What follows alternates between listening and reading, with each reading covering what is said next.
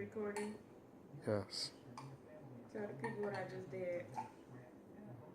In this cup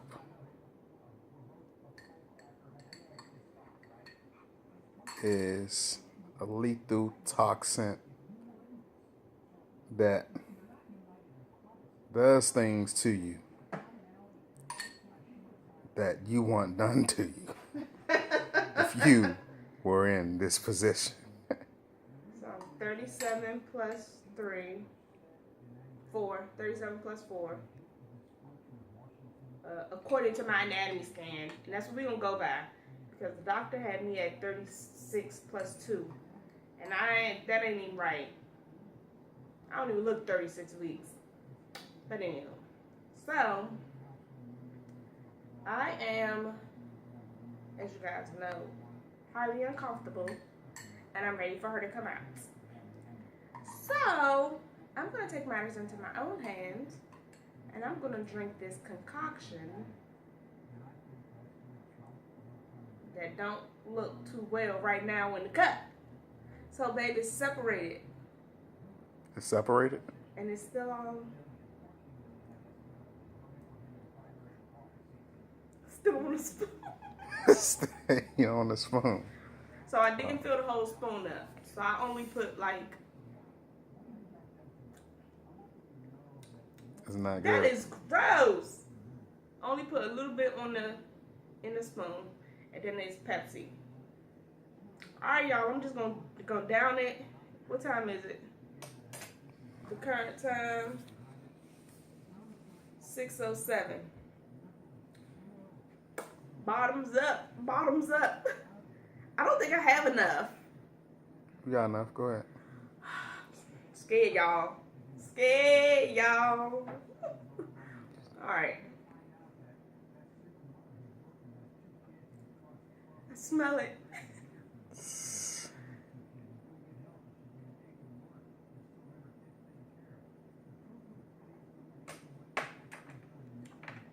I mixed it with Pepsi.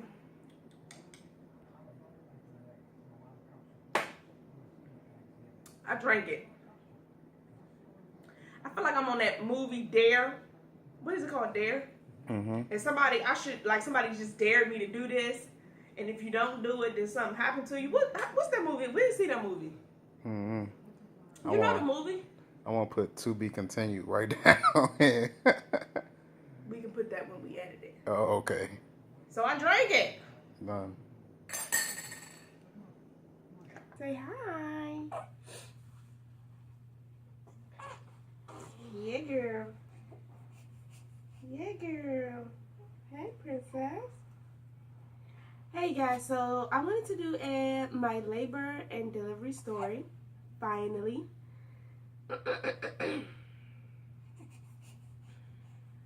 Here. So let me go ahead and start off. As you guys just seen the clip, I took castor oil. That time I took castor oil. I did not go into labor, but I did take castor oil a second time. Excuse me, and I took 2 tablespoons, and the next day I did end up having some contractions and stuff.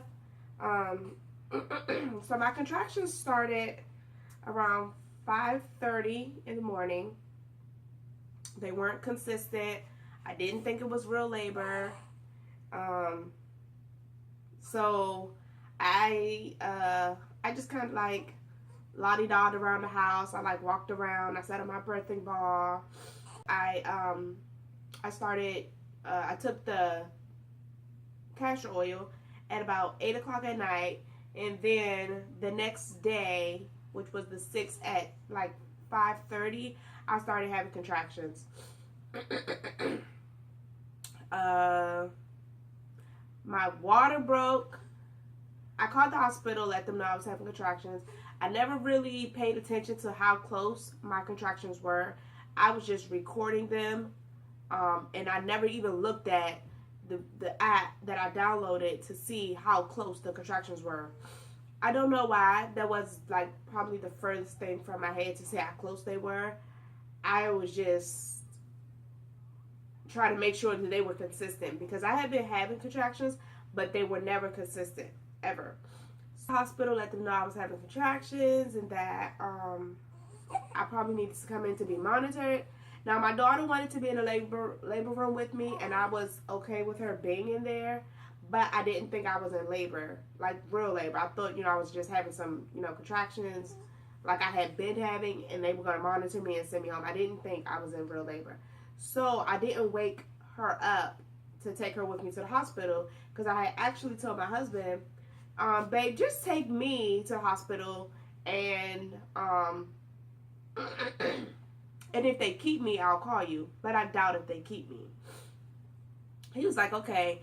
So, like I said, the contractions started at 5:30. Around 8 o'clock, 8:15-ish, I called the hospital to say, hey, I wanted to come in to be monitored. I'm having contractions. And when the lady asked me how far apart the contractions were, I really didn't. I was like, I don't know. maybe 5 minutes. I don't know. I didn't go to the hospital sooner because the contractions were not unbearable. And that was really my goal, to stay at home in labor for as long as I could, because it's really annoying to be laying in a hospital bed with IVs running all through you, people coming in and out the room, you can't sleep, like, it's annoying. And I'm in my room and I'm getting dressed and my husband's helping me, and all of a sudden my water breaks. And there's like a big pop that I hear. And I was like, yep, I'm either peeing on myself or my water broke. And my husband's like, yeah, I'm pretty sure that's your water. I was like, yeah, because it's just trickling down. It's just trickling down. And so by the time I, get myself together, make sure I got everything I need, it's like 8:45, almost 9 o'clock.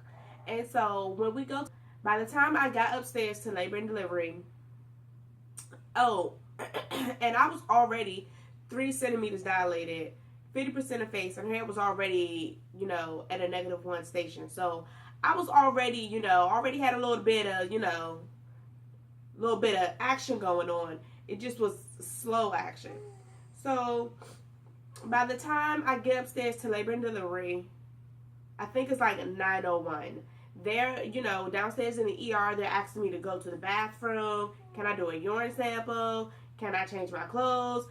And I'm having contractions. Like, once my water broke, the contractions was like, breathe, okay? So, I mean, you guys can see, I look like I'm probably about to die in that car. So we get up, and I'm like, look, I just need to get to labor and delivery, because I feel like I need to push this baby out. Like, I don't know what y'all are doing. So I go upstairs to labor and delivery. They hook me up. Dr. Smith checked, my doctor, his name's Dr. Smith, he checks me. And this is a Sunday, you guys. There's nobody here. There's no anesthesiologist at the hospital. There's no nurses. There's, it's just the people that have duty. Like, they have to stay there. It's like one person. So Dr. Smith checks me, and he's like, oh, you're 4 centimeters. That's what I heard. So I don't know what's going on at this point. I think they're just like kind of like getting their stuff together. Like 2 contractions later, I'm telling my husband, I'm like, oh babe, you need to go and get Morgan, because he was gonna come back and get Morgan and bring her up to the hospital. But before, like 2 contractions later, I remember one of the nurses saying, oh, on the paper, the contractions are 3 minutes apart. I heard that. And I'm like, oh my God, I have to push. I need to push. And the doctor says, let me check her again. It was 2 contractions later, y'all. 3 minutes apart. He said, oh, you're 8 centimeters. And I'm like, oh my gosh, I need to push. Like, I can feel myself pushing. But what I feel is like I need to have a bowel movement. And I've heard, good Lord. When you're in labor and they're telling you to push, they tell you push like you're having a bowel movement. So I was thinking, oh my God, I'm about to poop on these people because I have to poop. I felt like in my head I knew it was her, but it just feels like you need to go to the bathroom. So he's like, yeah, you're 8 centimeters. I was like, I need my epidural. He was like, you're going to have to push without an epidural. The anesthesiologist is not even here. I said, sir, I am not pushing without an epidural. Are you crazy? Do you know what it feels like to push a baby out without an epidural? He's like, her head is right there. Her head is right there. And they're like, can you even sit still for an epidural? Can you sit still? And I was like, I'll sit still for an epidural, I tell you. And so some guy comes in there, like some man, and they give me something. I did, now in recovery, I did ask the anesthesiologist what they gave me. And I was like, did you give me epidural? He was like, no, he gave me something else. I guess it's just something to take the edge off. He was like, you didn't have time to get an epidural. Like, by the time I would have got the epidural in, even, you know, the needle and stuff placed in, he was like, your baby would have been out.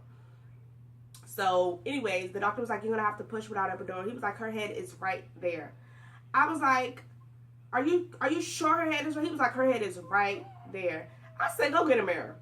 So, the nurse goes over and gets a mirror and puts it, you know, it's a mirror, but it's on like wheels. And they showed me her head was like right there. He was like, okay, with the next contraction, you need to push. I was like, but I don't fit. And they never ever told me they did not give me an epidural. They never said that. I was like, the epidural is not working yet. He was like, her head is right there, just push. And I had a contraction. Yeah, girl, I'm talking about you. And naturally with the contraction, your urge is to push. So even though I didn't want to push because I was like scared out of my mind, I just naturally pushed. The first push wasn't a real push. I was like so scared that I was gonna die. So I really didn't push the first time.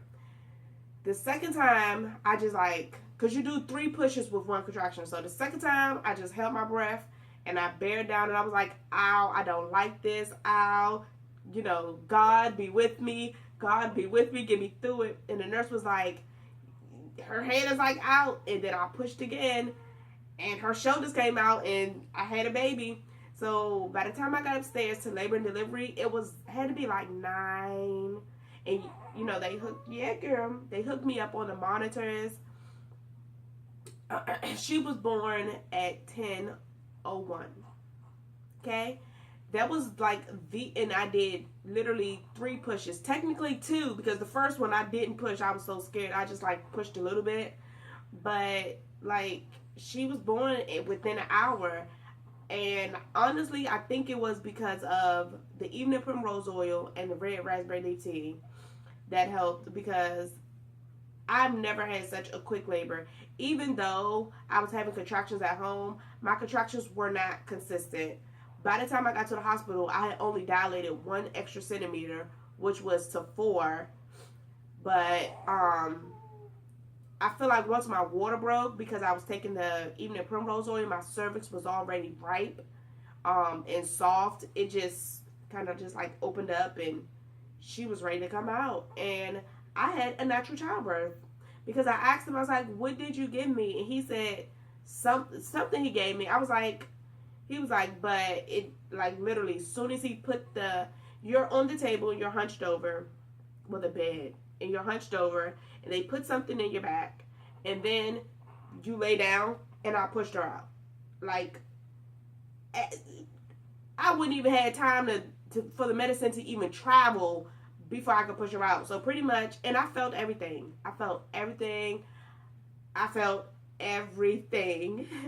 And it hurt a lot, but after I pushed her out, I was fine. Like, the pain went away. I did not tear. He said I had like a little burn, but it wasn't enough to do anything to. So he was like, it'd heal naturally by itself. And that was it. You know, that was labor. And I cannot believe that, you know, my labor went so fast. They say that the more kids you have, the faster you go. But my baby is 9. Like, I don't think after 9 years that, you know, babies just fall out. But she's here. Here, let me show you guys her.